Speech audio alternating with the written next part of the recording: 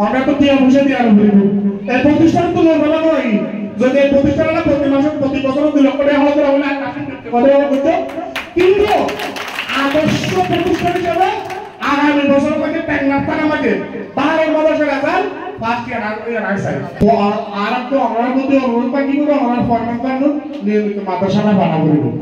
আর মাদ্রাসার মধ্যে আর কোন শিক্ষক আছে কোন না পারিব আর কোন দেবো এই কমিটি নয় এটা দুটো ফোন আছে আর সাইডে 12 মাদ্রাসায় পেকপাতলা দেখা ঐতিহ্যবাহী শিক্ষা প্রতিষ্ঠান এই ঐতিহ্যবাহী শিক্ষা প্রতিষ্ঠান সুনাম রক্ষা করিব না জি করা পড়ে আয় কাশ্মীর গরিয়ম এই বর্তমান কমিটি এবং শিক্ষক লই আর কিন্তু 71 সালের মধ্যে নয় বলে আর মুক্তিযুদ্ধই নয় কিন্তু বর্তমান পাহাড় মাদ্রাসা কমিটি বা এটা 71 সালে যুদ্ধ বিদ্রোহ শেষ হয়ে তো এই ধরে এটা আসলে উদ্দেশ্য কি এই পাহাড় মাদ্রাসার আগামী বার জন্য এসএসসি পরীক্ষা দাখিল পরীক্ষা দিতে হবে পাইব ও শিক্ষক কমিটি অভিভাবক এই তিনবার সমন্বয়ে সেরা রেজাল্ট করিবলা জিএসডি করা করে কিন আর বেতন করিব এবং মনত রাখিবা সন্তান অনরা শিক্ষকসকল দায়িত্ব মানুষ করিবা আর শিক্ষকসকল ছাড়া অনরা কয় নয় এবং আর প্রিন্সিপাল স্যার ঘোষণা দিয়ে আগামী সপ্তাহে কোচিং হব শিক্ষক এবং কোচিং যদি শিক্ষকসকল যদি আলাদা অর্থ যদি প্রয়োজন হয় আর কমিটি করে দিও আর এই পাহাড়ের মাদ্রাসা তো কিছু লেভেল নয় আর একটা দিবস আসলে কমিটি আসে না এবং আমি ছোট রেজাল্ট মনে করিব যদি এরকম হল শিক্ষক যদি আর কমিটিতে দ্বন্দ্ব যদি বাজে আর দুটা আলো বুঝছো কিন্তু হল শিক্ষক আর ক্লাস ফাঁকি দিয়ে পয়েন্ট করে ভরনা ভরাই তাকি না পারিবা আমরা আর জানাই না আর প্রিন্সিপালের মাধ্যমে বা টিএর মাধ্যমে আর ব্যবস্থা হইব এরা অর্ধের মধ্যে হতা হইও শিক্ষকসকল কোন যায় কি না পাহাড়ের মাদ্রাসা অনারে অনুরোধ করিতে অনারা পয়েন্ট বেটা করে মারা দিও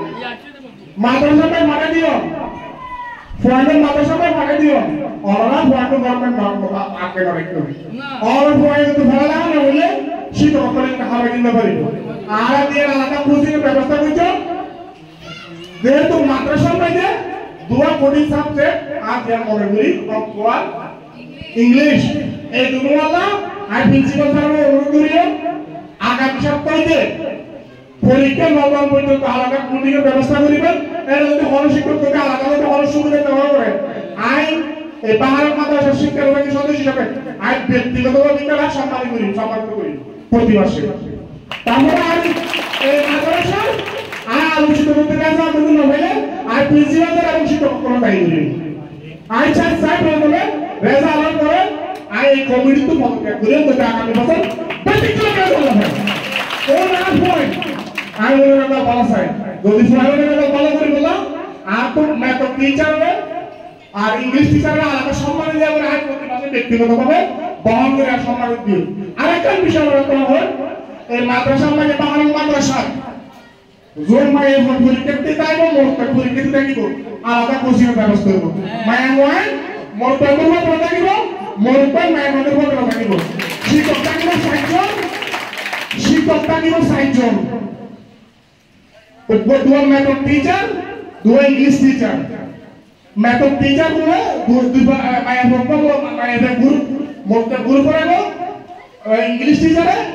ওদের গ্রুপ ভাগ করে পড়াবো মায়ের মধ্যে মোরতাকে লঙ্ঘন হইব মোরতাকে মায়ের মধ্যে লঙ্ঘন হইব